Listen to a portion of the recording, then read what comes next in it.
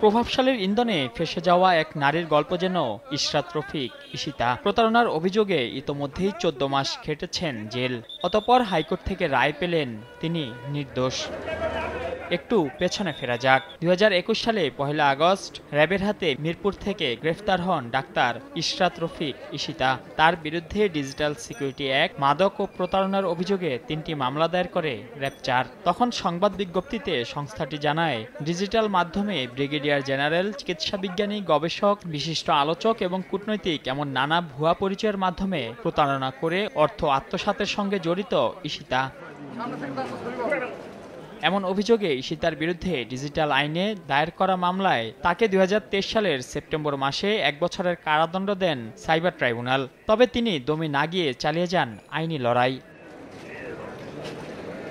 রায়ের বিরুদ্ধে উচ্চ আদালতে আপিল করেন ঈশিতা। এরই মধ্যে জেলে কাটিয়েছেন ১৪ মাস।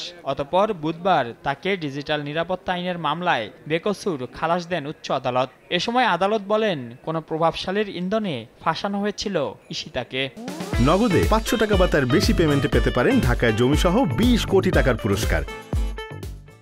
আদালত রায় প্রথমেই বলেছেন যে ঊর্ধ্বতন কর্তৃপক্ষের এবং কোনো প্রভাবশালী কর্তৃপক্ষের ইন্ধনে র্যাব আসলে এই মামলাটা করেছে, এইভাবে পরিচালনা করেছে।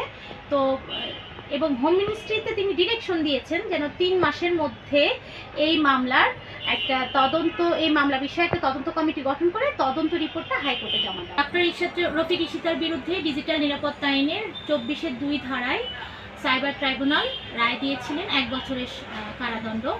সেই রায়ের বিরুদ্ধে আমরা হাইকোর্ট বিভাগে আপিল করেছিলাম।